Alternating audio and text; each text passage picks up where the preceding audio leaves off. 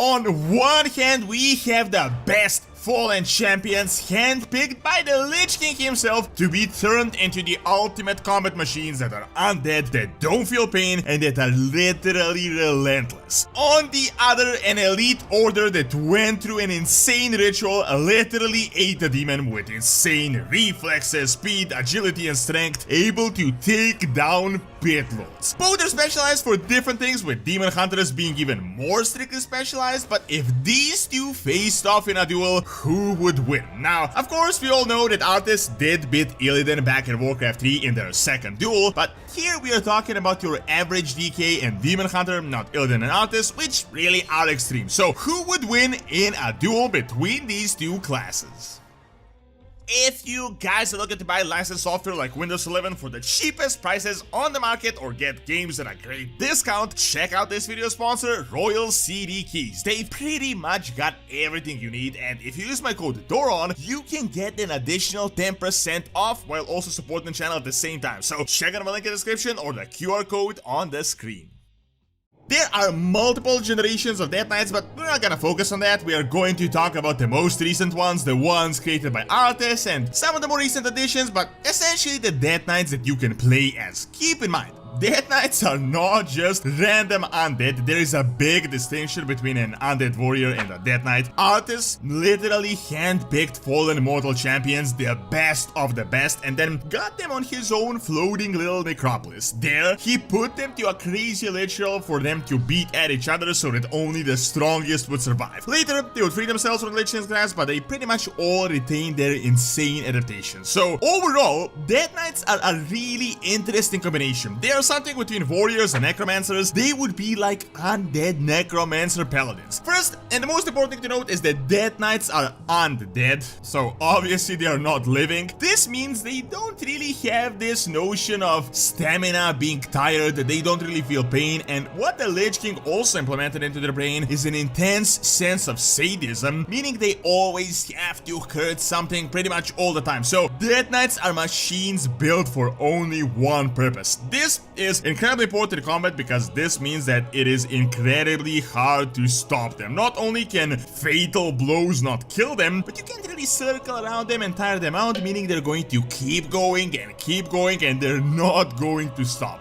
Death Knights wield rune blades, which are incredibly powerful, although of course not Frostborn powerful, and while they're incredible warriors, they use various sorts of magic, mainly vampirism, necromancy, blood, frost. This is an incredibly important point, as the Death Knights are able to summon ghouls and undead minions, which in a combat situation can be an incredible problem for the opponent, as now you're not fighting one target but multiple. In terms of armor, Death Knights are really all about strength and just absorbing blows. They're able to create powerful magic shields, and they usually wear very heavy armor, which is a big problem for all your opponents, because even if you get through this super heavy armor, you're not really going to hurt them since they're not alive. Furthermore, they can forge runes and use simple but deadly magic.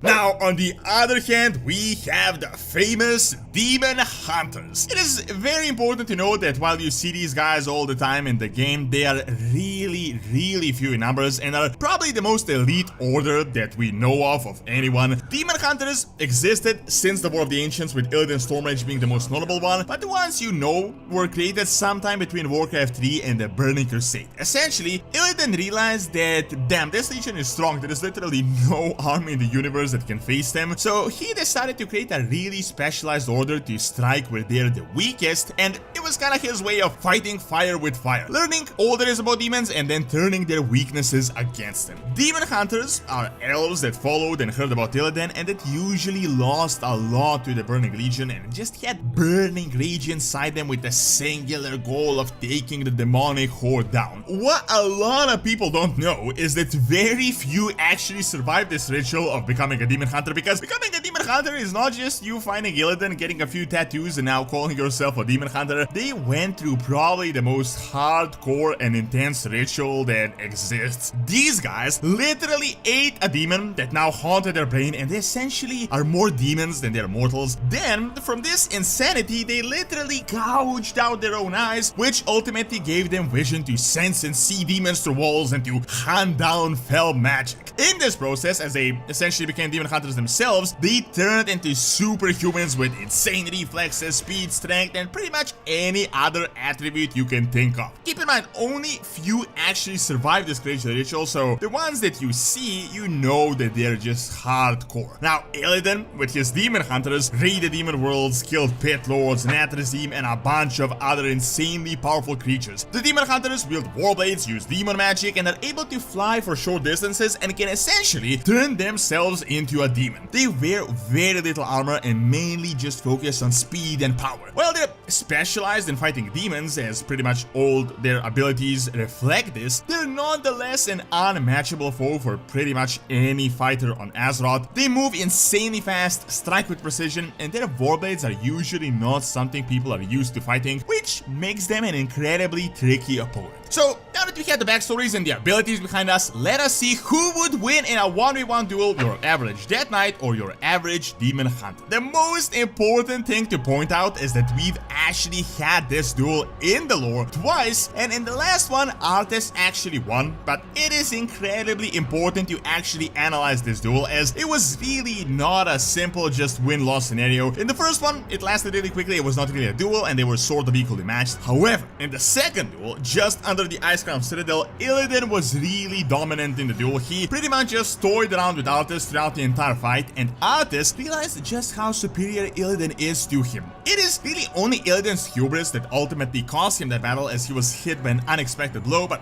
keep in mind, Illidan is still alive to this day and he survived this battle. Now, what is important to mention is that these are extremes. Illidan is the Demon Hunter, like the original one, while Arthas was way more powerful than your average Death Knight. He wielded Frostborn, possibly the most powerful blade ever, that helped him pretty much defeat everyone, and he was the favored champion of the Lich King that was really Ner'zhul's last chance. So really, this would not be a scenario in equal terms and something we can really count. I would go as far as to say that your average Demon Hunter is a bit more similar to Illidan, while your average Death Knight is nowhere close to Arthas. Now, of course, I'm not saying all Demon Hunters are Illidan level, but they did kinda go through a similar ritual. A lot of them are just as old. It is just that Illidan had a lot more Demon Hunter experience and knowledge. On the other hand, Arthas wielded a lot more powerful rune sword and was literally the most important asset of the Lich King at the time. So ultimately, I'd say this fight is not an exact representation. Like, here is the first thing to consider when looking at a battle between these two classes. Both of them were built for different purposes. Although the Death Knights are a lot more general fighters, they were built just to fight, not fight a specific enemy. However, I'm almost certain Arthas eventually planned to use the Death Knights to fight the Legion if needed. On the other hand, Demon Hunters are literally built in every possible way to fight massive, gigantic demons, so them fighting a generalist class could prove to be a bit of a problem. However, keep in mind, a Demon Hunter could take down a Pit Lord, which I honestly doubt a singular Death Knight would be able to accomplish. Now, a big problem for the Demon Hunter would be the heavy armor of the Death Knights and the fact that they can't really tire them out by going crazy with speed and confusing them. Now, for the Death Knight, the issue would be the quickness of the Demon Hunters and that they can easily dodge their very powerful strikes. Also, as the Demon Hunter can essentially fly, I don't think the goals would really prove to be all that much of an issue for them. Also, the Warblades could prove to be an issue, as after all, Death Knights are really not used to such weapons.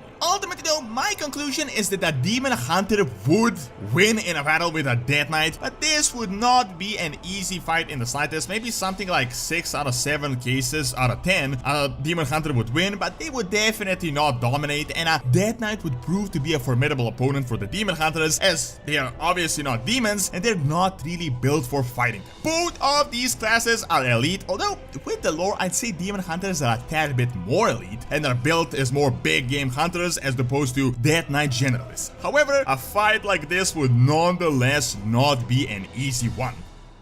Thank you for watching. Check out Will the Undead Be Possible by clicking on the screen, and check out Doronsmovies Academy for videos on real world history. See you next time.